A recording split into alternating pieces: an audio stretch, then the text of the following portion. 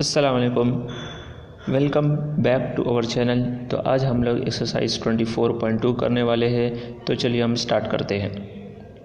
तो सबसे पहले जो हम इसमें थ्योरम यूज़ करने वाले हैं, जैसे जिस तरह हमने थ्योरम 24.1 देखा था, जो हमारा तमाम के तमाम क्वेश्चंस में हमारा यूज़ हुआ, इस तरह हम 24.4 भी देखेंगे कि हमारे पास if two theorems are similar, अगर दो हमारे पास ट्राइंगल है, अगर वो सिमिलर है, then their corresponding sides are proportional, तो उसके करस्पॉन्डिंग साइड्स का जो रेशो है वो बराबर होता है। तो अब देख रहे हो हमारे पास ये सिमिलर ट्राइंगल है। अच्छा, सिमिलर और इससे पहले जब हमने क्लास 9 में पढ़ा था उसका था कॉन्ग्रुएंट ट्राइंगल। तो इन दोनों में फ़र्क क्या है? सिमिलर ट्राइंगल में आपके पास जो शेप है वो तो सेम हो सकता है, लेकिन साइड जो है वो सेम होना ज़रूरी नहीं है। कॉन्ग्रुएंट में हमारे पास सेम शेप और सेम साइज़ होता है, तो ये हमारे पास फ़र्क है।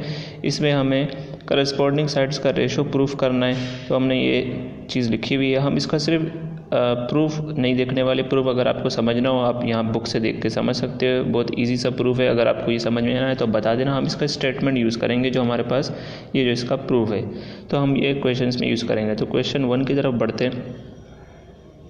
तो देखो क्वेश्चन नंबर 1 में हम थेल्स थ्योरम यूज़ करने वाले बेसिकली। तो देखो हमारे पास इन द एडजेसेंट फिगर जो हमारे पास गिवन फिगर है, उसमें AD क्या है? बाइसेक्टर है। ये AD है, वो बाइसेक्टर है हमारे पास इस ट्राइंगल का। अब बाइसेक्टर से क्या हो रहा है? हमारे पास जो ट्राइंगल है वो दो हिस्सों में बराबर बढ़ जा रहे हैं, ठीक है। तो हमारे पास ट्राइंगल ABC है, एंगल A हमारे पास जो है बाइसेक्टर एंगल है ट्राइंगल ABC का। Find the value of x, आपको x की वैल्यू निकालनी है जो यहाँ पर गिवन है। यहाँ पर x की वैल्यूज़ के मुताबिक हमें इसकी साइड्स गिवन है, और इसमें ये बताया गया है कि side AB, measurement of AB x+9 है। इस तरीके से हमारे पास मेजरमेंट AC 11 - x है। इस तरह CD और DB भी गिवन है। तो हमने ये चीज़ यूज़ करनी है। Also specify the type of triangle, मतलब हमें टाइप भी बताने के, आया ये इक्विलेटरल ट्राइंगल है या राइट एंगल ट्राइंगल है या आइसोस्केलिस है, कुछ भी हो सकता है, तो आपको वो टाइप बतानी होगी। तो हम यूज़ करने वाले थेल्स थ्योरम का, अगर हमारे पास कोई ट्राइंगल, हमारे पास ये देखो, अब हमारे पास बाइसेक्टर है AD is the bisector of triangle A, जो हमारे पास दो इक्वल हिस्सों में इसको बांट रहा है। उससे हमारे पास क्या होगा कि जो साइड CD है उसका रेशो, साइड CD और DB का रेशो साइड AC और AB के बराबर होगा। ये हमने थ्योरम यूज़ किया है, थ्योरम 24.1, ठीक है। तो ये हमने ये कंडीशन लिख ली, therefore MCD is to MBD equal होगा MAC और MAB के। तो हमारे पास जो वैल्यूज़ थी बेसिकली हमने वो वैल्यूज़ उठा के यहाँ पर रख दी है। 2x+3 CD की लाइन थी और 3x+2 BD की लाइन है, AC की लाइन 11 - x और x+9। अब हमने क्रॉस मल्टीप्लाई किया तो x+9 इधर आके मल्टीप्लाई हो गया 2x+3 से, ठीक है, यहाँ लिख लिया, और 11 - x से 3x+2 मल्टीप्लाई हो गया। अब मल्टीप्लाई जो हुआ इसको आप इन ब्रैकेट को सॉल्व करो। x को पहले मल्टीप्लाई करो 2x से तो 2x² हो जाएगा, और x 3 से करेंगे 3x हो जाएगा, और 9 को x से करेंगे 2x से सॉरी तो 18x, और 9 3 ज़ा 27। इस तरह यहाँ पर 11 3 से x से मल्टीप्लाई हुआ 33x, और 11 2 से हुआ 22, 11 हमारे पास सॉरी -x मल्टीप्लाई हुआ 3x से तो -3x², और -x 2 से मल्टीप्लाई होकर -2x हो गया। अब जो भी हमारे पास x² की वैल्यूज़ थी वो एक तरफ की, ठीक है। तो हमने पहले इसको सॉल्व किया, x और x को मल्टीप्लाई प्लस कर दिया, तो 3 + 21x हमारे पास 21x हो गया, सॉरी 18x 21x हो गया। एंड यहाँ पर भी हमने क्या देखा कि हमारे पास x यहाँ पर है 33x और 2, तो हमारे पास 31 हो गया। अब हमने x² को एक साथ लिख दिया, कॉन्स्टेंट को एक साथ और x को एक साथ, ठीक है। आप लेफ्ट हैंड साइड पे ले जाओ सारी वैल्यूज़ या राइट हैंड साइड पर ले आओ सारी वैल्यूज़, आपकी मर्जी है, ठीक है। तो हमारे पास 3 + 2x² हो जाएगा, हमारे पास 5x²। फिर अब हम 27 - 22 करेंगे तो हमारे पास 5 आता है, एंड 31 - 31x + 21x करेंगे तो माइनस का 10x आ जाएगा, ठीक है। तो इसको क्वाड्रेटिक फॉर्म में लिखने के लिए हमने क्या किया, इसको x पहले लिख लिया, फिर हमने कांस्टेंट बाद में लिख लिया, और 5 से सिंपल 5 कॉमन लेके 5 यहाँ पे आके डिवाइड होके 0 हो जाएगा, या आप ऐसे भी कर सकते हैं 5 से डिवाइड कर लो तो आपके पास 1x² - 2x + 1 बच जाएगा, ठीक है। तो अब हमारे पास एक क्वाड्रेटिक फार्मूला बन गया था। हम फैक्टराइज कर लेते हैं इसको। तो हमने क्या किया यहाँ पर माइनस एक्स लिख दिया यहाँ पर, एंड देन एक्स कॉमन लिया तो अंदर सिर्फ बचा एक्स माइनस वन और माइनस वन और x minus plus minus one आ जाएगा। ठीक है, तो हमारे पास फैक्टर क्या बन जाएगा, x minus one into x minus one. तो नेक्स्ट पेज पे हम देखते हैं, तो हमारे पास फैक्टर आया है x minus one into x minus one, यहाँ से x is equal to one and हमारे पास x is equal to one आ जाएगा। ठीक है, यानी x की वैल्यू वन आ रही है। अब हमें ये भी पता लगाना है कि ये कौन से टाइप का ट्राइंगल है। x की वैल्यू तो हमने फाइंड कर दी। ठीक है, तो आप एक ही बार x की वैल्यू वन लिख लो। अब हमने साइड देखने, साइड में हमारे पास था, एक साइड था ए बी, जैसे हमने पीछे ट्राइंगल में देखा, तो x प्लस वन था, x की वैल्यू वन रखो यहाँ पर। इसके साइड के जो लेंथ आ गई वो है 10। अब साइड ए सी देखो वो है 11 माइनस एक्स, इसकी जगह रखा हमने 1, तो 11 में से 1 गया तो हमारे पास 10 हुआ। और साइड आपको मैं दिखाऊं, साइड सी बी बराबर है साइड सी डी प्लस और बी डी। ठीक है, तो हमने ये साइड सी डी के लिए हमने क्या किया, इन दोनों को जमा कर दिया C D plus B C को। ठीक है, तो हमारे पास ये आ गया है 2x plus 1, 2x plus 3 and plus 3x plus 2। तो हमने x की जगह 1 रखा, यहाँ पर 2 इंटू 1 प्लस 3 हो गया 5 एंड 3 इंटू 1 प्लस 2 हो गया 5, 5 प्लस 5 इज़ 10। अब आप देखो कि हमारे पास तमाम साइड्स का जो लेंथ आ रही है वो आ रही है 10। इसका मतलब क्या है, अगर तमाम साइड्स की लेंथ क्या होगी, बराबर होगी, तो वो हमारे पास ट्राइंगल कहलाएगा इक्विलेटरल ट्राइंगल। तो ये triangle A B C is an equilateral triangle, ये हमारे पास था टाइप। तो यहाँ पर आगे हमारे पास क्वेश्चन नंबर 1 कंप्लीट हुआ। क्वेश्चन नंबर 2 में देखो हमारे पास in the adjacent figure triangle P Q R and A B C are similar. अब हमारे पास जो क्वेश्चन है उसमें बताया गया कि ट्राइंगल ए बी सी, ये A B C and P Q R similar है। ठीक है, अब सिमिलर में हमारे पास क्या होगा कि जो हमारे पास शेप है वो तो सेम है, लेकिन साइज़ देखो, साइज़ छोटा बड़ा हो सकता है। ठीक है, तो ये हमारे पास छोटा सा साइज़ है इसका ट्राइंगल का और हमारे पास बड़ा साइज़ है। Find the value of X and Y, X और वाई की वैल्यूज़ निकालो। ठीक है, यहाँ पर हमारे पास यहाँ पर x और इस y की वैल्यू निकालनी है if the length of the side indicated in the figure. और हमारे पास ये फिगर भी क्वेश्चन का ही हिस्सा है। ठीक है, मैंने ब्लू पेन से बना दिया, लेकिन ये फिगर हमारे पास क्वेश्चन के साथ है। तो देखो हमारे पास ये जो साइड्स है हम इसको लेंगे। हमने जो थ्योरम पढ़ा, थ्योरम में देखा हमने, अगर हमारे पास दो ट्राइंगल सिमिलर हो तो उसके करस्पॉन्डिंग साइड्स का रेशो इक्वल होता है। तो हमने ये करस्पॉन्डिंग साइड ले ली, triangle A B C and P Q R similar, तो their corresponding sides are equal. तो ये इसकी करस्पॉन्डिंग साइड थी। करस्पॉन्डिंग साइड्स का मतलब ये है, ये देखो हमारे पास अब जो साइड पी क्यू है इसकी करस्पॉन्डिंग साइड होगी ए बी। तो P Q is to A B जो रेशो है वो बराबर होगा। फिर पी आर की करस्पॉन्डिंग साइड है ए सी, तो P R divided by A C बराबर होगा P R divided by B C के। ठीक है, तो ये तमाम जो करस्पॉन्डिंग साइड्स है वो इक्वल होगी। अब एक्स वाई की वैल्यू हम किस तरह निकालेंगे, तो हमने ये फार्मूला यूज़ कर लिया, जो थ्योरम है उसका यूज़ किया।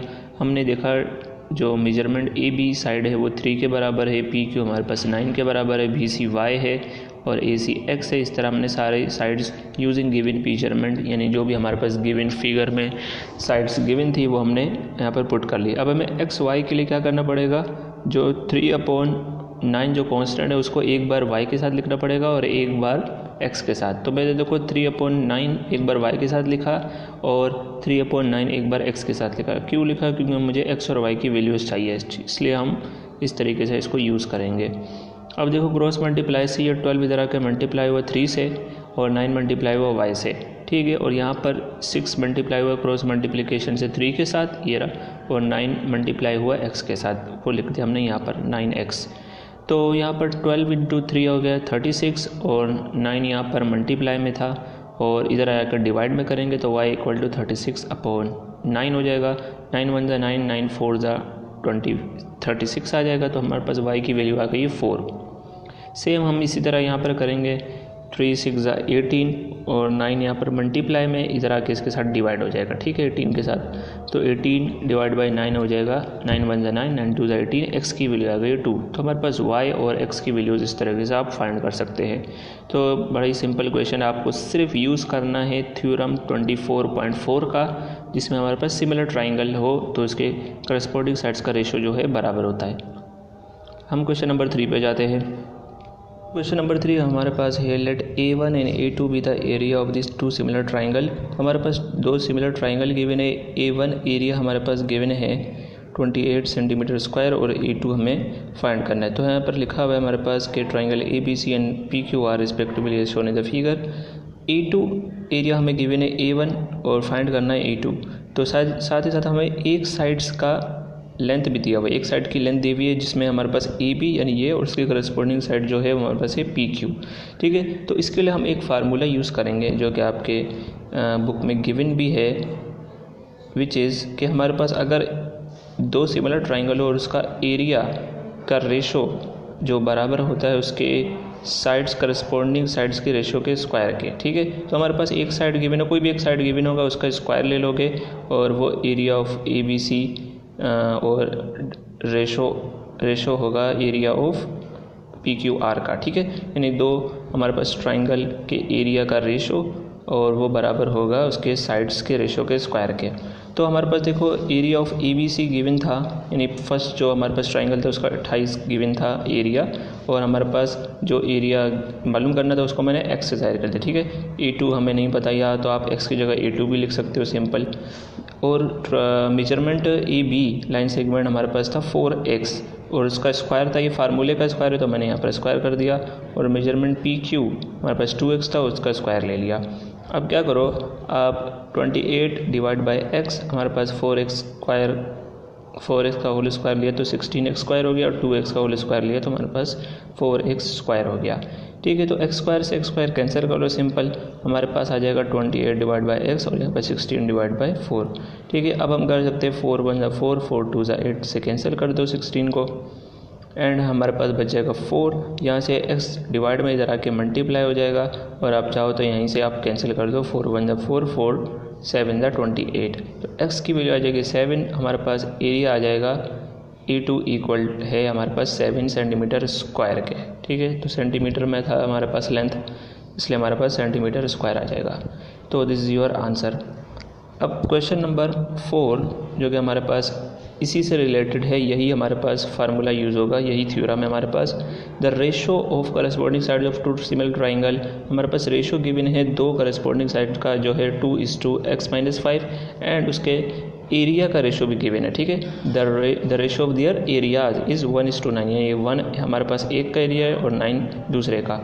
Find the value of x, अब हमें x यूज़ करना है, हम वही फार्मूला यूज़ करने वाले लेकिन हम स्टेटमेंट में लिखेंगे यानी डिस्क्रिप्टिव फॉर्म में लिख रहे हैं कि the ratio of areas of two similar triangle is equal to the square of the ratio of any two corresponding sides. ठीक है, जो भी करस्पॉन्डिंग साइड्स है उसका स्क्वायर का रेशो बराबर होगा एरिया ऑफ दो सिमिलर ट्राइंगल के बराबर। ठीक है, तो ये हमारे पास एरिया था, उसको हमने ले लिया करस्पॉन्डिंग साइड ले लिया, उसका स्क्वायर ले लिया। तो 2 एक था हमारे पास 2, दूसरा था हमारे पास x-5, तो इसका स्क्वायर ले लिया। हमारे पास 2 का स्क्वायर 4 आ जाएगा, x-5 का स्क्वायर आ जाएगा यहाँ पर और वो फार्मूले के ज़रिए ओपन हो जाएगा। पहले क्रॉस मल्टीप्लाई कर लिया, x-5 का स्क्वायर 1 से मल्टीप्लाई हुआ ये आ गया और 9 4 से मल्टीप्लाई होकर 36 आ गया। अब हमने क्या करना है, हमने रूट ले लिया। जब रूट लेंगे हमारे पास x-5 का स्क्वायर का रूट लिया तो हमारे पास x-5 हो जाएगा और 36 का रूट लिया तो हमारे पास 6 आ जाएगा। ठीक है, इसी तरीके से हम -5 इधर आके +5 हो जाएगा, x की वैल्यू 6 + 5 हो जाएगी 11, तो हमने सेंटीमीटर इसमें आंसर दे दिया। तो ये तो हमारे पास छोटा सा क्वेश्चन नंबर 4 ये भी हमने कर लिया है। अब हम जाते हैं क्वेश्चन नंबर 5 पे। क्वेश्चन नंबर 5 हमारे पास एक थ्योरम है जो प्रूव करना है, two right angle triangle have their sides proportional if acute angle of the one side is congruent to an acute angle of the other.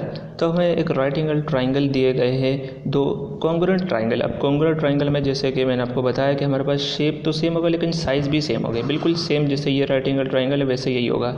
अब हमें ये कहा गया है कि उसका जो एक एक्यूट एंगल है वो दूसरे के कॉन्ग्रुएंट है। अब हम मान लेते हैं कि हमारे पास ए कॉन्ग्रुएंट एंगल है हमारे पास दूसरे एक्यूट एंगल के जो है हमारे पास PQR right angle triangle P के। ठीक है, और ये दोनों एंगल जो है वो हमारे पास कॉन्ग्रुएंट है।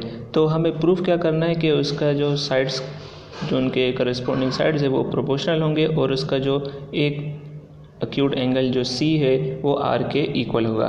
तो ये चीज़ हमें प्रूफ करनी, तो हमने यहाँ पर प्रूफ में लिख लिया कि सी जो है एंगल सी वो आर के इक्वल होगा, और जो करस्पॉन्डिंग साइड्स है जैसे कि हमारे पास बी सी का करस्पॉन्डिंग साइड पी क्यू है उसका रेशो बराबर होगा सी ए, और उसका करस्पॉन्डिंग रेशो जो है हमारे पास पी आर, और बी ए या ए बी का रेशो जो है हमारे पास बी ए और उसके करस्पॉन्डिंग साइड का रेशो यानी पी क्यू का रेशो बराबर होगा।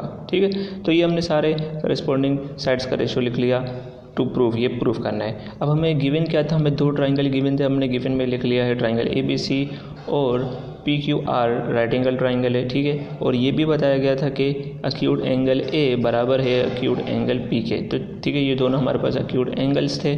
ठीक है, एंड हमारे पास प्रूफ स्टार्ट होगा यहाँ से, स्टेटमेंट लिखेंगे और रीज़न लिखेंगे। ठीक है, तो सबसे पहले हमने पहले ट्राइंगल लिया ए बी सी जो फर्स्ट राइट एंगल ट्राइंगल था। अब आपको ये चीज़ पता है कि हमारे पास जो तमाम जो एंगल इंटीरियर एंगल का सम किसी भी ट्राइंगल के वो 180 के बराबर होता है। ठीक है, तो हमने ले लिया angle A plus angle B plus C 180 के बराबर है, और यहाँ पर रीज़न लिखा है कि sum of all interior angles of triangle is equal to 180। ठीक है, जितने भी हमारे पास इंटीरियर एंगल हो गए, मतलब 3 इंटीरियर एंगल होते हैं किसी भी ट्राइंगल में, वो इक्वल होंगे 180 डिग्री के। ठीक है, ये बात आपको पता होनी चाहिए। अब हमारे पास एंगल बी 90 के बराबर है। ठीक है, क्यों, अब रीज़न देंगे। हमारे पास ये बी एंगल बी की जगह हम 90 डिग्री लिख लिया क्योंकि एंगल बी जो है हमारे पास राइट एंगल है और वो हमेशा 90 डिग्री का होता है। तो हमने यहाँ पर लिख लिया है angle B is equal to 90 degree because angle B is right angle. अब जाते हैं हमारे पास नेक्स्ट में हमें क्या गिवन है। फिर हमने क्या किया, उसको अरेंज कर लिया, वो 90 डिग्री को राइट हैंड साइड पर लाके 180 डिग्री से माइनस किया, और angle A plus angle B बराबर होता है जब इससे माइनस करेंगे तो 90 डिग्री के, और एंगल सी के इक्वेट करा ले देना। ठीक है, एंगल सी इक्वल हो जाएगा 90 डिग्री माइनस एंगल ए। ठीक है, तो अब देखो हमारे पास एक एंगल हो गया ए बी सी, अब दूसरा सेकंड लेंगे हम एंगल पी क्यू आर, उसमें भी यही चीज़ करेंगे कि तमाम एंगल इंटीरियर एंगल का सम 180 डिग्री के बराबर है। रीज़न क्या है, बाई रीज़न 1, वही रीज़न अगर आप सेम टू सेम यहाँ पर लिख लोगे आपका ये रीज़न बन जाएगा। फिर हमने Q जो है एंगल Q वो 90 डिग्री का है, तो हमने 90 डिग्री लिया बिकॉज ये राइट एंगल ट्राइंगल है। अच्छा, मैं आपको दिखा देता हूँ कि मैं कौन सी एंगल की बात कर रहा हूँ। ये हमारे पास परपेंडिकुलर बन रहा है, इसका मतलब है यहाँ पर ये राइट एंगल है और इसका डिग्री कितनी होती है 90 डिग्री। आप लिखना चाहो तो यहाँ भी लिख सकते हो। तो उसके बाद हमने क्या किया, 90 डिग्री को इधर लेकर आए, यहाँ पर माइनस हो जाएगा 180 डिग्री से, तो हमने एक स्टेप जल्दी कर लिया है, यहाँ पर हमने 90 डिग्री लिख लिया एंड एंगल आर के इक्वेट करा दिया कि 90 डिग्री बराबर है एंगल पी के। ठीक है, अच्छा इसका भी हमारे पास रीज़न है कि हमने क्यों कर रहे हैं, क्योंकि हमारे पास हमें ये पता है कि एंगल पी बराबर है एंगल ए के एज गिवन में कैसे है कि हमें एक गिवन थी बात कि ये दोनों जो एक्यूट एंगल है वो दोनों बराबर है, कॉन्ग्रुएंट है या बराबर है, कोई भी बात कह सकते हो आप। तो हम इसकी जगह पी की जगह हम ए पुट कर सकते हैं। तो ये हमारे पास इक्वेशन नंबर 2 थी। अब हमारे पास एंगल पी की जगह एंगल ए पुट किया तो एंगल आर बराबर हो जाएगा 90 माइनस एंगल ए। ठीक है, और यहाँ पर जो 90 माइनस एंगल ए है वो किसके बराबर है, वो सी के बराबर है। इसका मतलब यहाँ पर कह सकते हैं कि एंगल आर बराबर होगा एंगल सी के। तो फ्रॉम इक्वेशन नंबर 1 एंड 3 हमने ये प्रूफ किया है कि ये दोनों एंगल कॉन्ग्रुएंट है या बराबर है। तो हमें असल में यही चीज़ प्रूफ करनी थी। देखो, to proof angle C is equal to angle R, और हमने यहाँ पर ये प्रूफ किया। ठीक है, एंगल सी पहले लिख लो, एंगल आर बाद में लिख लो, आपकी मर्ज़ी है। अब हमारे पास अगर ये दोनों एंगल जो है बराबर है, इसका मतलब ये है कि हमारे पास by proportional theorem and congruency of triangle हम इसके साइड्स के प्रोपोर्शनल को भी बराबर कह सकते हैं। जो इनके साइड्स का प्रोपोर्शन होगा, ठीक है, सॉरी, इनके साइड्स का जो रेशो होगा वो बराबर होंगे, या आप प्रोपोर्शनल भी कह सकते हो। तो हैंस प्रूफ के ये हमारे पास ये चीज़ प्रूफ हो गई।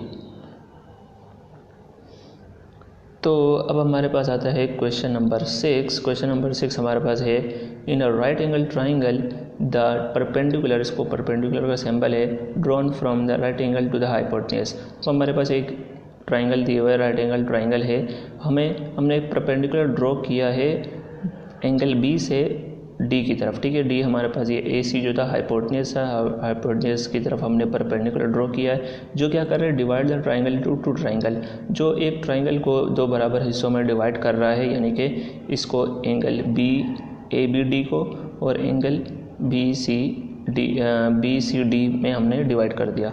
Prove that each of this triangle is similar to the original well, और जो हमारे पास ओरिजिनल ट्राइंगल था जो ए बी सी था उसके सिमिलर ही ये दोनों ट्राइंगल होंगे, ये चीज़ हमें प्रूफ करनी है।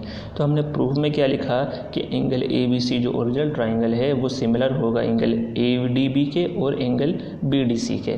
अब हमने गिवन क्या किया, हमारे पास एक गिवन ट्राइंगल है ए बी सी जो राइट एंगल ट्राइंगल है। कंस्ट्रक्शन हमने क्या की, हमने बी डी ड्रॉ किया है as perpendicular from vertex B, vertex B से हमने एक परपेंडिकुलर ड्रॉ किया है जो इन दोनों को एक बराबर हिस्सों में बांट दिया है, ठीक है, यानी कि हमने बराबर हिस्सों में इसको तोड़ दिया है। ये हमारी कंस्ट्रक्शन थी। अब हम प्रूफ स्टार्ट करेंगे। प्रूफ में हमें सबसे पहले क्या करना है, जो ओरिजिनल ट्राइंगल है वो तो लेना है, उसके साथ एक साइड ले लेंगे, यानी कि एंगल ए डी बी ले लिया और हमने ओरिजिनल ट्राइंगल ले लिया, ठीक है, इस तरह लेना ज़रूरी है। अब देखो हमने जो चीज़ें हम एंगल प्रूफ करते जाएंगे उसका रीज़न भी देते जाएंगे। यहाँ पर राइट हैंड साइड पे हमने कहा कि एंगल बी बराबर है एंगल डी के, क्यों, क्योंकि ये बोथ आर राइट एंगल्स। तो मैं आपको दिखाते भी जाऊँगा कि मैं किस चीज़ की बात कर रहा हूँ। अब एंगल बी जो है वो एंगल डी के बराबर है, क्यों, क्योंकि ये जो एंगल है वो ट्राइंगल ए बी सी में राइट एंगल ट्राइंगल है और ये जो डी है वो भी राइट एंगल ट्राइंगल है इन एंगल ए बी डी। तो दोनों राइट एंगल ट्राइंगल हुए। जब राइट एंगल ट्राइंगल है तो वो दोनों बराबर होंगे क्योंकि दोनों 90 डिग्री के होंगे।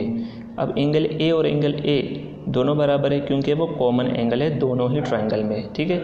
हमें ये दोनों दो ट्राइंगल को लेके चलना है। तो एंगल बी, यहाँ पर भी एंगल बी और यहाँ इसके लिए भी एंगल बी है, यानी देखो हमारे पास एंगल ए बी सी में जो एंगल बी है और ए बी डी में जो एंगल बी है वो दोनों कॉमन है, तो वो दोनों के लिए बराबर होगा। फिर आते हैं हमारे पास एंगल सी और एंगल ए हमारे पास कॉमन एंगल है, मैंने गलत कर दिया। हमारे पास एंगल जो ए है वो इन दोनों में कॉमन होगा, ठीक है, जो इन दोनों में कॉमन होगा वो हमारे पास क्या है, वो बराबर एंगल होंगे। अब एंगल सी और एंगल बी कब बराबर है, क्योंकि ये third angle will be equal each other. अब हमने बात की है कि एंगल बी और डी, तो एंगल ए और ए बराबर है, तो ये ऑब्वियस बात है कि हमारे पास थर्ड एंगल जो इसका कॉम्प्लीमेंट एंगल भी कह सकते हैं उसको, वो भी बराबर होगा। तो हमने यहाँ लिख लिया third angle will be equal each other. तो अब हमारे पास ट्रिपल ए पोस्टुलेट क्या कहते हैं, अगर हमारे पास तीन एंगल किसी सिमिलर एंगल के बराबर हो तो वो हम किसी दो एंगल के तीनों एंगल बराबर हो तो हम उसको कह सकते हैं कि वो एंगल क्या है, आपस में सिमिलर है। तो हमने यहाँ पर लिख लिया by definition of similar triangle corresponding angle of two angles are same, ठीक है, जो उसके करस्पॉन्डिंग एंगल है वो सारे सेम हैं। तो इस तरीके से हम डेफिनेशन के ज़रिए कह सकते हैं कि वो दोनों एंगल ए बी सी और एंगल ए बी डी वो दोनों भी सिमिलर होंगे, कॉन्ग्रुएंट नहीं होंगे लेकिन सिमिलर होंगे। अब बात करते हैं कि हमारे पास एंगल ए बी सी जो ओरिजिनल एंगल है उसके साथ ले लेते हैं एंगल बी डी सी। बिल्कुल सेम वही काम करना है आपने, अगर वो चीज़ प्रूव कर दी है तो ये भी आपसे हो जाएगी। तो देखो एंगल बी और एंगल डी ले लो, दोनों एंगल क्या है, हमारे पास राइट एंगल है, ठीक है, अगर आप पीछे फिगर में देख लोगे तो आपको समझ में आ जाएगा। और एंगल सी दोनों कॉमन एंगल है दोनों ट्राइंगल में, और एंगल ए और एंगल बी दोनों कॉम्प्लीमेंट एंगल है, यानी third angle will be equal to each other. तो अब हमने ट्रिपल ए पोस्टुलेट देखे तो उसके ज़रिए हम ये प्रूफ कर सकते हैं by the definition of similar triangle, अगर किसी ट्राइंगल में तीनों एंगल्स बराबर हो, तीनों एंगल्स जो है इक्वल हो, तो वो ट्राइंगल जो है वो दोनों ट्राइंगल आपस में सिमिलर होंगे। तो ये चीज़ हमने प्रूफ की है by these three triple A angles. तो अब देखो हमारे पास ट्राइंगल ए बी सी अगर बराबर है ट्राइंगल ए डी बी के और ट्राइंगल ए बी सी बराबर है ट्राइंगल बी डी सी के, तो ये तीनों भी आपस में बराबर होंगे। यही चीज़ हमें प्रूफ करनी थी फ्रॉम इक्वेशन ए और इक्वेशन बी। हमने ये बात प्रूफ की है कि ये तीनों ट्राइंगल आपस में सिमिलर होंगे। तो हैंस प्रूफ, यहाँ पर आके हमने ये चीज़ प्रूफ की है। तो ये था हमारे पास लास्ट प्रूफ क्वेश्चन नंबर 6 का। तो यहाँ पर हमने ये इसको शेयर कर दिया है। आई होप ये वीडियो आपको पसंद आई होगी। अगर वीडियो अच्छी लगी है वीडियो को लाइक भी कर लो और अपने दोस्तों के साथ शेयर कर दो, और साथ साथ हम चैप्टर नंबर 30 भी आपके साथ शेयर करते रहेंगे। आई होप ये वीडियोज़ आपको पसंद आ रही होगी, तो चैनल को सब्सक्राइब कर लो। Thanks for watching.